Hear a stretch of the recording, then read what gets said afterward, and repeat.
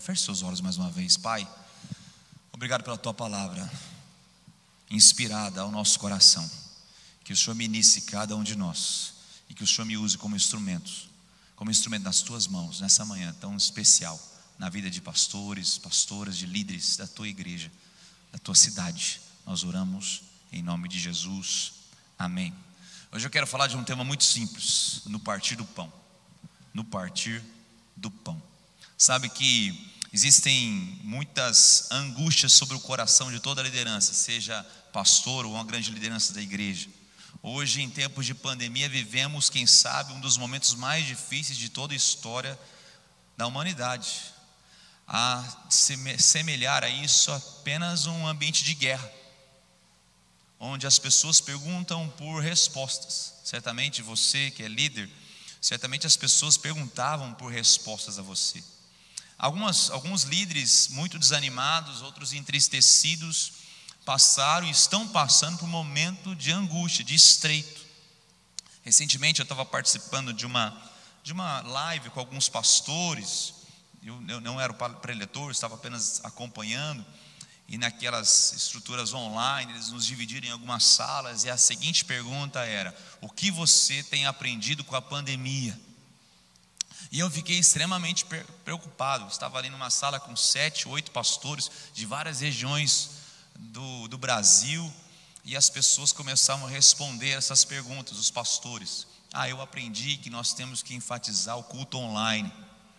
Eu aprendi que nós temos que valorizar ainda mais o pessoal que trabalha na mídia. Eu aprendi, eu não sei, eu pensei que eu era meio extraterrestre, porque eu não aprendi isso aí a gente já devia ter aprendido há muito tempo. As pessoas não têm que aprender se tem que colocar uma câmera melhor ou não. As pessoas tinham que ver a oportunidade que estava sendo aberta. As pessoas e a liderança, a igreja, tem que responder por que a igreja é importante. Por que nos reunimos? É uma grande oportunidade, está sendo uma grande oportunidade para a gente responder à comunidade por que a nossa igreja é importante naquele bairro, naquela região, naquela vizinhança. Os nossos vizinhos, se um dia fecharmos as nossas portas por completo, vão sentir falta da nossa igreja ali. E quando eu falo igreja, eu não estou falando desse salão. A igreja não é um salão de cultos. A igreja não é um amontoado de bancos, cadeiras, microfones, instrumentos, púlpito. A igreja somos nós. Será que se a igreja realmente fechasse suas portas, ela continuaria viva? Será que as pessoas sentiriam a nossa falta na sociedade? Até mesmo os cristãos há mais tempo têm perguntado: por que a igreja? Por que congregarmos? Essa é a pergunta, essa é a lição que temos que responder, essa é a lição que a igreja tem que responder nesse tempo.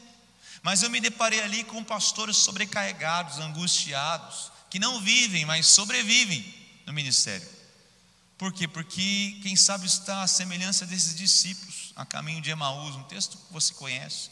Com certeza você já deve ter pregado sobre esse texto na sua igreja. Você já deve ter participado de muitos estudos sobre esse texto. Mas a caminho de Emaús havia ali 2 discípulos entristecidos, sem saber entender o tempo, a época que viviam, a situação, a circunstância que os abraçava. Eles seguiram um homem, um rabino. Eles estavam ali prontos a fazer tudo o que aquele homem, aquele mestre lhes mandara, mas de repente o mestre os deixa, morre numa cruz, humilhado, no local destinado aos principais ladrões, as piores pessoas. O Império Romano não se brincava. O Império Romano, ele dava um sinal muito claro: mexam com o Império Romano e olha o que vai acontecer com vocês. As pessoas eram crucificadas nas entradas ou saídas das cidades, para que todo viajante, ao passar, ao entrar, eles vissem esse recado: não mexa com o Império Romano. E de repente o mestre deles é crucificado de uma forma injusta, mas ele foi morto. E com Jesus, tudo o que ele falou foi morto junto. Diferente de qualquer líder, de qualquer grande expoente, que você pode pegar os ensinamentos desse líder, escrever um livro e inaugurar uma religião, Jesus era diferente. Tudo que Jesus pregava estava pautado na sua própria vida. Por isso a tristeza dos discípulos, porque o que eles iam fazer com aqueles ensinamentos se não tinham a vida de Jesus, que assegurava, que averbava os ensinamentos. Portanto, você começa a entender a tristeza que está no coração deles. E você começa a entender por que os discípulos são outra pessoa após a ressurreição. Porque com a ressurreição de Jesus, tudo o que ele falou tornou vivo. Por isso que a igreja continua viva, porque nós cremos um Deus vivo. Você pode dizer um amém por isso? Não. Nós não nos rendemos a um Deus que foi derrotado na cruz ou no túmulo. Nós cremos um Deus que está vivo. Mas esses discípulos estavam assim como muita liderança dos dias de hoje.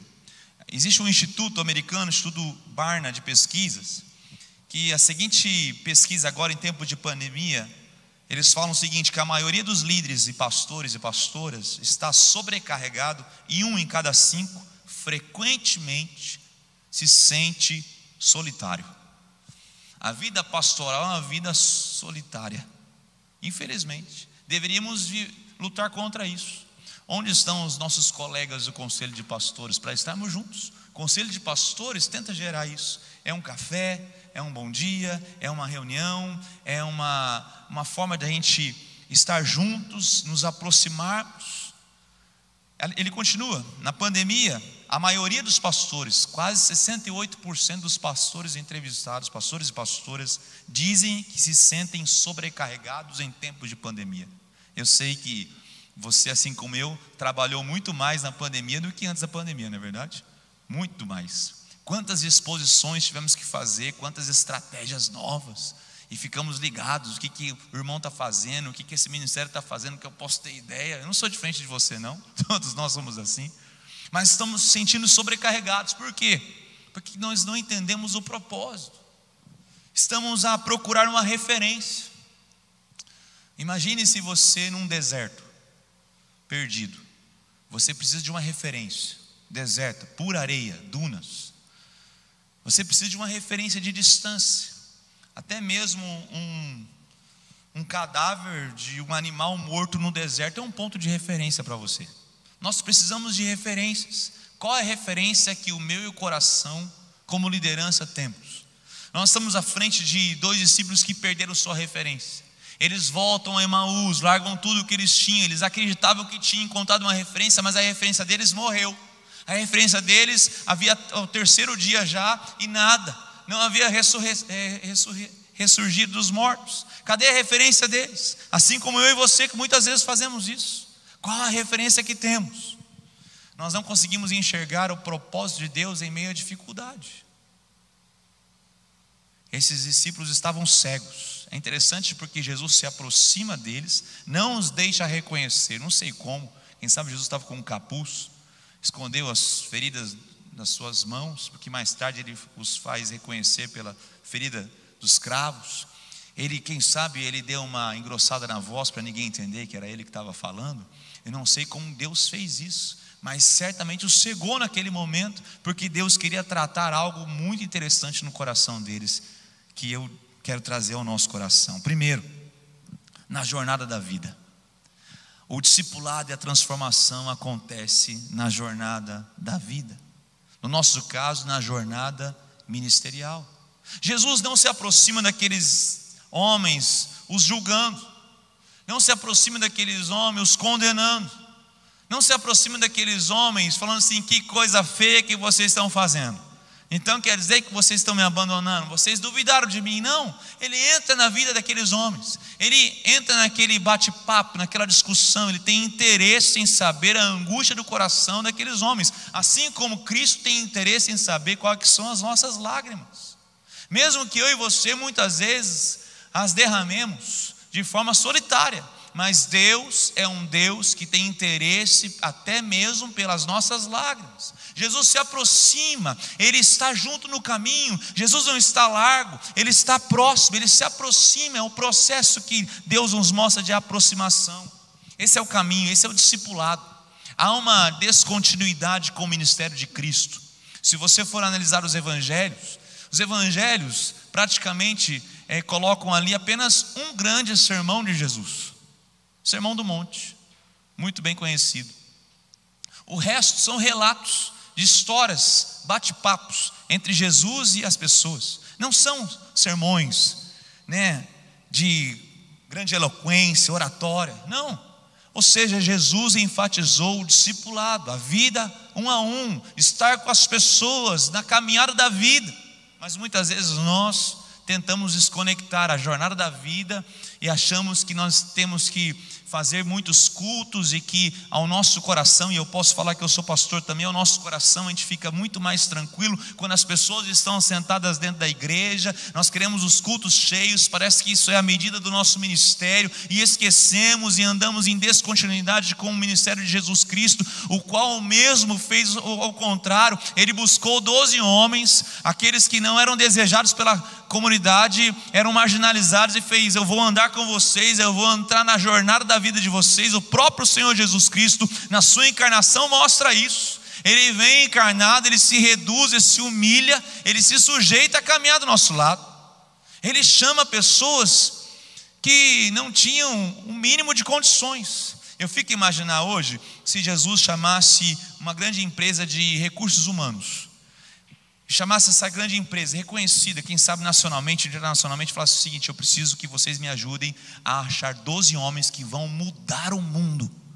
Imagina só essa grupo de recursos humanos. Vamos chamar o primeiro candidato. Então entra o primeiro candidato, João, apóstolo amado. Olha, o perfil de João, ele não é líder. Jesus, não vai dar certo. Ele é muito amoroso, ele não vai saber da ordem. Esse cara, para transformar o mundo, não serve. João está reprovado. Vamos chamar então, quem sabe o segundo candidato seja Pedro, o apóstolo Pedro. Tem que tomar cuidado. Pedro, ele fala mais do que a boca, ele pode ser que ele tenha traços aí de negar o Senhor. Cuidado, hein, cuidado. Eu acho que eu não andaria com Pedro.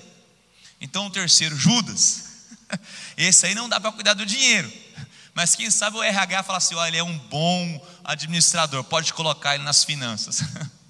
Ou seja, a nossa medida não é a medida de Deus. E muitas vezes nós como líderes temos andado em descontinuidade com o que o próprio Senhor Jesus Cristo nos ensinou. Aqui mais uma vez ele se aproxima, ele entra na vida, ele faz perguntas. Imagine só, o Deus Todo-Poderoso, que tem todo o conhecimento, ele é capaz de fazer perguntas para as pessoas. Você sabe que o judeu sempre responde uma pergunta com outra pergunta. Você analisa os discursos de Jesus Cristo, raramente ele responde de bate-pronto. Ele faz uma pergunta, por quê? Porque as perguntas abrem caminho ao coração. As perguntas abrem caminho ao coração.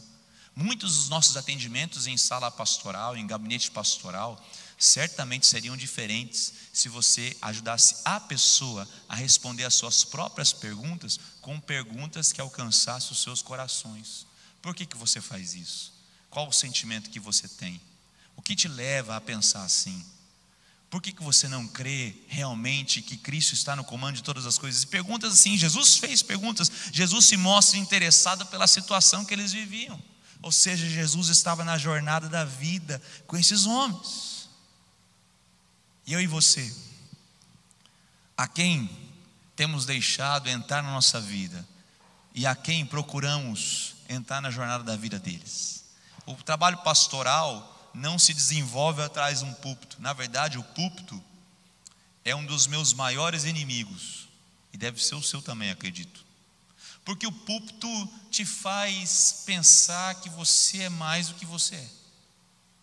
O púlpito faz com que as pessoas pensem que você é mais do que você é. E quando você desce alguns degraus que se dividem em você da grande audiência da igreja, tem sempre o tapinha nas costas, tem também os que falam mal, né? Geralmente os que falam mal não te procuram, vão te jantar ou almoçar você com a família mais tarde. Isso é normal. Mas ou seja, o púlpito é um dos grandes nossos inimigos. Agora você quer ver a vida real, o chão de fábrica, é você viver a vida comum com os seus discípulos. Ali você vai ver o que são lágrimas. Ali você vai ter que se demonstrar interessado pela vida da pessoa. Ali as pessoas vão ver quem você é, e isso nos apavora. É um terror saber que as pessoas te conhecem verdadeiramente.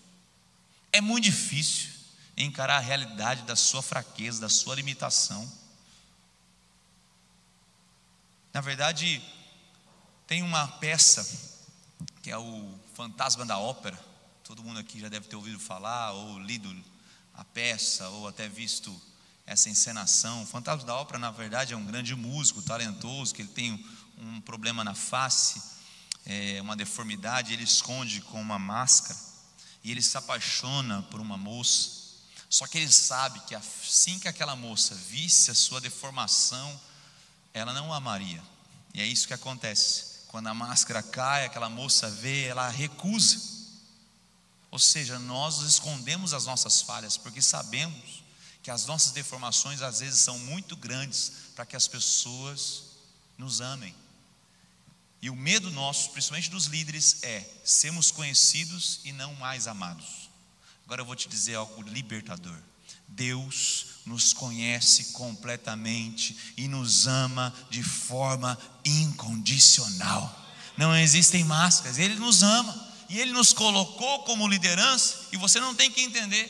O pastor estava falando aqui, como que você substitui alguém? Ninguém substitui ninguém. As pessoas são insubstituíveis. Mas aprove a Deus eu ser o pastor da igreja central hoje. Não entendo. Se eu contar a minha história para você, não faz sentido. Não era eu a pessoa, mas Deus me colocou. Então, você aceita porque é Deus. E falar, Deus, agora é contigo. Sempre foi contigo, sempre foi com Ele. Eu me considero o maior pastor auxiliar da igreja central. Só isso. Porque o pastor principal é Jesus e vai continuar sendo Ele na jornada da vida. E é assim que tem que acontecer.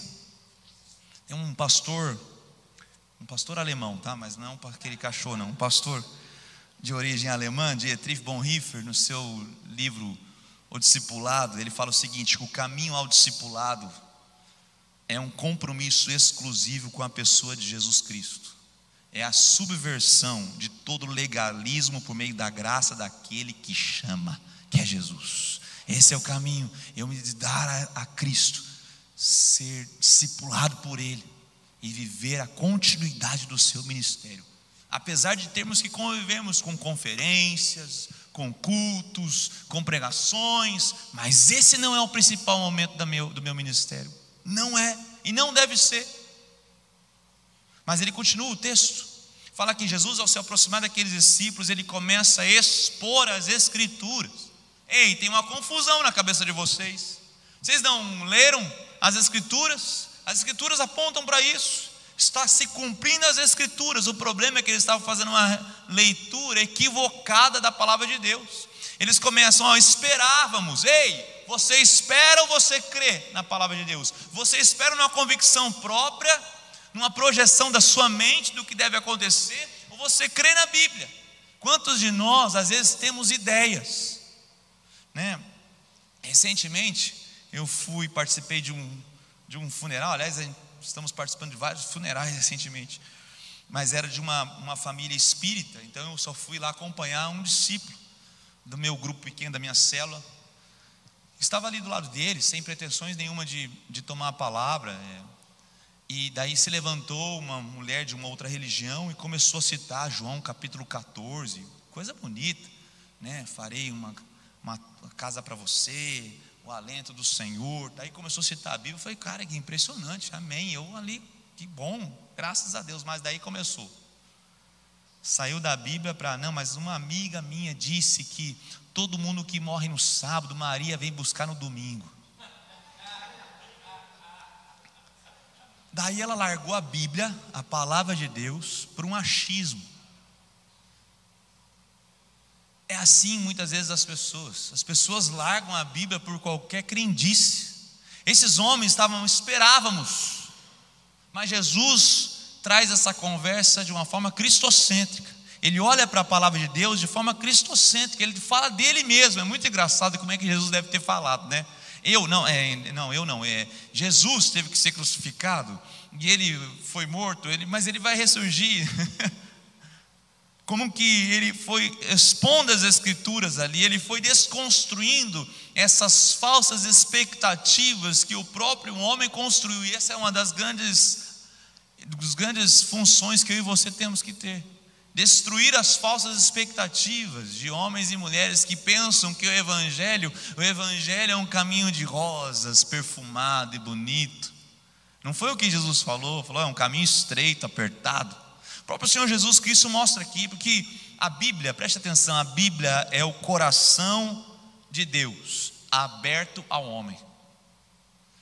A palavra de Deus é um livro de paradoxos, né? É o livro mais vendido, mas também é o mais desconhecido.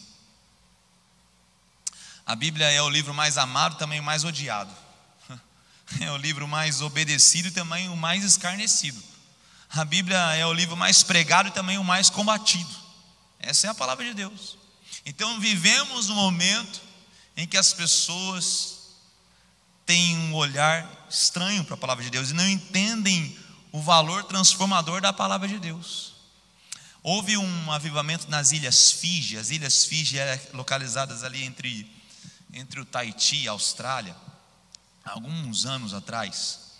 E essas ilhas eram conhecidas pela bruxaria, pela prostituição, drogas, mas também pelo canibalismo.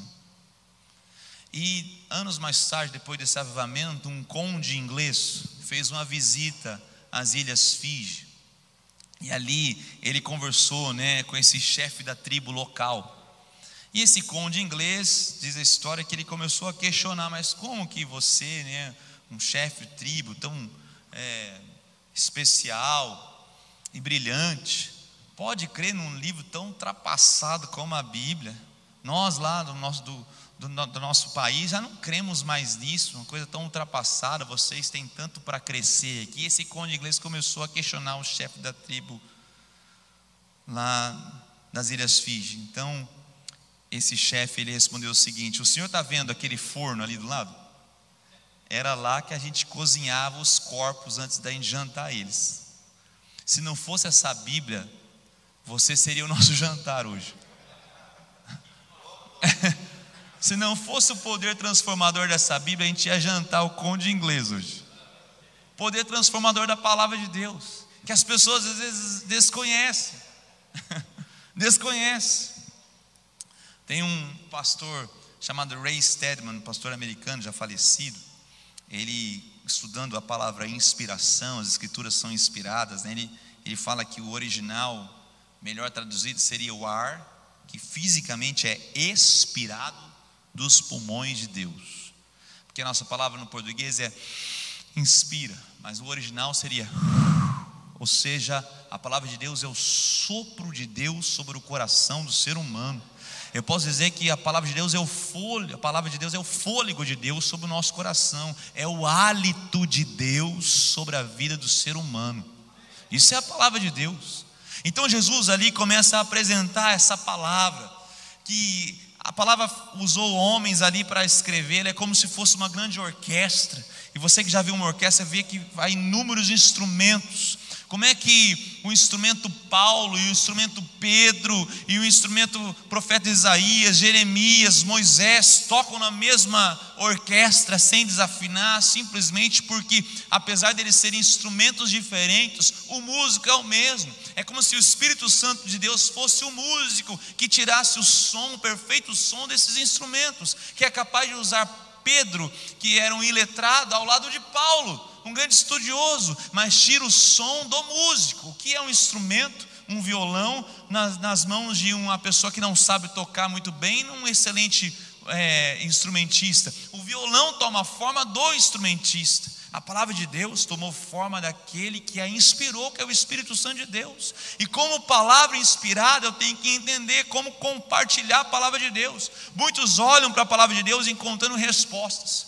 Certa vez eu conversando com uma pessoa, ela falou: pastor, eu fui numa mensagem maravilhosa sobre Davi e Golias. Eu falei: nossa, conta mais para mim, compartilha comigo. O pastor pregou sobre as 5 pedras que Davi pegou no leito do rio. Eu falei: fala mais, eu quero saber, estou muito curioso. Não, a primeira pedra era a pedra da fé, a segunda da coragem, a terceira da...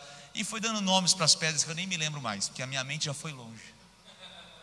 Eu falei: ô glória, onde ele chegou nisso? Porque eu tenho que cada dia da semana usar uma dessas pedras contra os gigantes da minha vida. Eu falei: oh, aleluia. Daí eu falei para ela: inclusive eu fui também numa pregação Semana passada também foi o mesmo tempo, só que as pedras eram outras, não era fé, coragem, eram outros nomes, era perseverança, era humildade. Eu falei, daí ela olhou, ih pastor, quem que errou então? Porque as pessoas querem ser o herói da história. No final da mensagem, ela saiu se achando como Davi. Eu vou vencer os gigantes, pode vir em mim. Daí eu passo a semana toda tacando pedras na cabeça do gigante. O pastor falou que é fé, não deu, mas tem a segunda, falou que é perseverança. E ela volta no domingo pedindo outras 5 pedras, porque aquele sermão não funcionou. E o pastor não entendeu a Bíblia ainda e continua pregando como se ela, ou eu, ou você fôssemos o Davi da história. E na verdade essa história de Davi e Golias, eu e você somos aquele povo medroso, que não sabia o que fazer, há 40 dias sendo ali escarnecido pelo pecado, pelo grande gigante Golias, sem saber o que fazer. Enquanto eu e você não olharmos para a palavra de Deus de forma cristocêntrica, não vamos entender ela, e vamos estar como esses discípulos a caminho de Emaús, falando, ora, eu esperava. É por isso que muitas pessoas começam a olhar para as suas vidas, não tem motivo de alegria, então Deus não existe, Deus não fala comigo. Lembra de João Batista? João Batista, certa vez, quando viu Jesus, falou assim, eis o Cordeiro de Deus que tira o pecado do mundo, agora é a hora de segui-lo. É como se João Batista tivesse o maior Instagram gospel da atualidade. Milhões e milhões de pessoas falam assim, agora não é comigo, todo mundo vai seguir o Instagram, o perfil de Jesus Cristo. Mas e você? Não, eu não quero ninguém me seguindo, todo mundo seguindo a Jesus. Você vira as páginas do Evangelho, João Batista é preso, está ali a ponto de ser morto. Você sabe como é que vai se delinear essa história? Ele chama alguns discípulos. Sabe o que João Batista pergunta? Então, seguinte, eu estou preso, parece que eu vou morrer. Pergunta para Jesus, é ele mesmo ou eu tenho que esperar outro? Eu acho que, não sei, eu acho que eu me enganei. Porque esse primo aí deu enganado em mim. Eu estou olhando aqui, não era para estar preso. Ora, eu esperava, eu interpretava, eu achava que era a pedra da fé e o gigante não cai. Mas os discípulos de João Batista chegam para Jesus e Jesus fala assim, pode voltar, e fala, os cegos vêm, os coxos andam. E enquanto os discípulos, presta atenção nessa história, enquanto os discípulos estão voltando para dar o recado para João Batista estava na prisão em dúvida, é Jesus ou não, ele é o Messias ou não. Os discípulos ainda estavam voltando, João Batista não tinha escutado essa história de Jesus. Jesus já vira para aqueles que estavam acompanhando e fala assim, jamais nasceu de ventre de mulher homem como João Batista. Ele começa a elogiar João Batista estava em dúvida. Sabe o que isso é um alento para o meu coração? Porque Deus tem mais fé em mim do que eu nele. Deus acredita mais em mim e em você do que eu posso acreditar nele. E ele não me abandona, mesmo quando eu olho para as circunstâncias e falo, será? Será que eu vou conseguir? Será que é assim mesmo? Jesus estava ali abraçando aqueles 2 discípulos, o coração deles queimava, eles não estavam entendendo. Quem sabe eles olhavam um para o outro, querendo falar alguma coisa, mas eles não tinham como interromper aquela maior aula de teologia da história, pela própria boca de Jesus Cristo. Por quê? Porque Jesus é maior que Adão, que caiu na tentação num jardim. Jesus, ele resistiu isso num deserto. Jesus é maior que Noé, que construiu uma arca para a salvação da sua família. Jesus nos salvou de toda a condenação e nos fez uma grande família dele. Jesus é maior que Moisés, que foi o mediador entre Deus e o povo abrindo o mar. Jesus é o verdadeiro mediador, que abriu um novo e vivo caminho de nós para Deus. Jesus é maior que Isaac, que foi levado para ser oferecido pelo seu pai Abraão. Jesus foi o próprio Cordeiro na cruz, o Cordeiro de Deus que tira o pecado do mundo. Jesus é maior que o templo, maior que a lei. Jesus é a mensagem central da Bíblia. Jesus. Então quando eu leio a Bíblia, eu me vejo como em necessidade, e eu vejo Jesus o herói. Jesus é o herói, Ele é o herói. Não é hora esperávamos, não, olha o que diz a Bíblia. Então Jesus fala assim, eu tenho que ir. É muito interessante porque Jesus fez questão de caminhar com eles, mas quando chegou na casa, falou assim, eu preciso ir. Na verdade, eu não quero interpretar demais a Bíblia, mas Jesus queria ficar. Mas ele tinha que colocar um senso de urgência no coração daqueles homens. Você está entendendo? É um senso de urgência, tem que cair sobre o nosso coração. Tanto é que eles falam assim, não vai. fica conosco. Não dá para deixar você ir. Meu coração está ardendo. Você já viu aqueles momentos que o teu coração arde? Você fala assim: não quero sair da presença de Deus aqui, eu quero continuar na oração, eu quero continuar em adoração, eu quero continuar essa conversa, eu quero continuar esse discipulado, eu quero continuar chorando aqui, eu quero continuar sendo real aqui. Esses homens líderes tiveram esse sentimento: eu estou sendo cuidado, meu coração está desnudo, e você enxerga ele completamente, fica. Então Jesus entra, e naquele momento eu entendo que a Bíblia, o alvo da palavra de Deus não era o cérebro, mas o coração. Por quê? Porque Jesus toma o pão, Ele dá graças, parte o pão. Então os olhos deles caem as escamas, e eles veem quem é Jesus. Uma das maiores lições que Jesus nos traz aqui é que a real transformação não acontece atrás de um púlpito, numa escola, numa aula, e louvado seja o nome do Senhor pelos pastores, pelos púlpitos, pelas escolas, pelos seminários. Eu defendo isso, não estou aqui pregando isso contra. Mas a real transformação acontece à mesa, na intimidade, no partir do pão, quando estamos juntos. Ninguém convida alguém para a mesa se você não for próximo dele. Quando você abre a sua casa, você abre a sua intimidade, você abre o seu coração, é no partir do pão. Para mim isso aqui é muito significante, porque eles falam: não nos ardia o coração. Não faz todo sentido isso. Era o próprio Senhor Jesus Cristo que caminhou conosco, e Jesus não precisou falar assim: volta agora, seus incrédulos. Que coisa feia, vocês deviam estar corados de vergonha. Não, ele simplesmente se revela. Às vezes a gente quer revelar Jesus e falar assim: agora você tem que fazer isso, isso, isso. Muda de roupa, para de falar isso. Tem um dicionário do crentez, começa a falar aleluia, glória a Deus, bom dia irmão, boa noite irmão. Você não tem aqueles grupos de WhatsApp que o cara fala: bom dia irmão, boa noite irmão.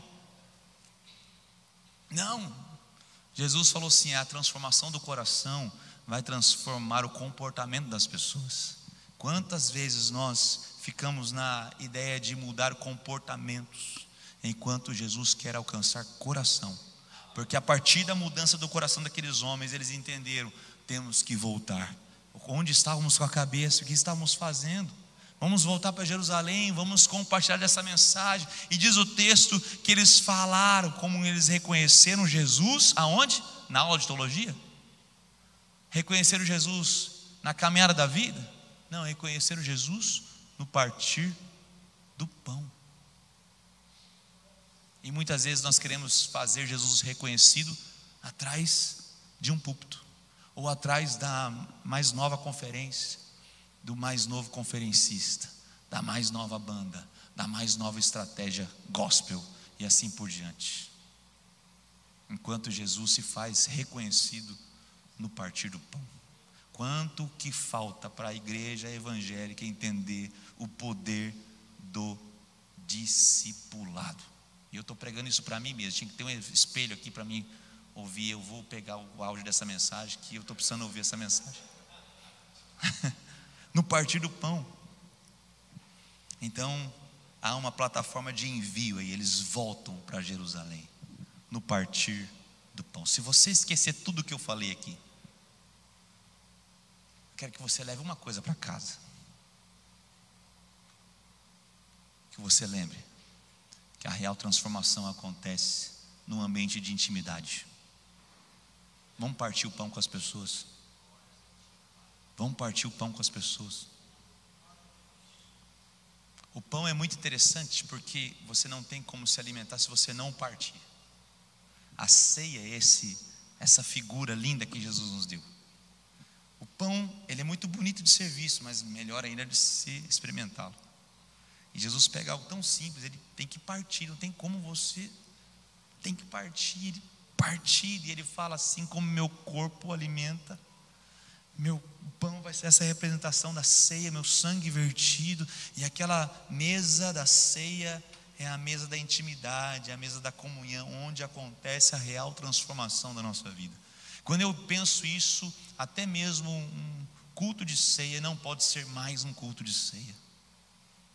A mesa da Santa Ceia tem que representar a real transformação, o real instrumento de transformação de cada um dos seres humanos, no partir do pão. Queria que vocês se colocassem em pé.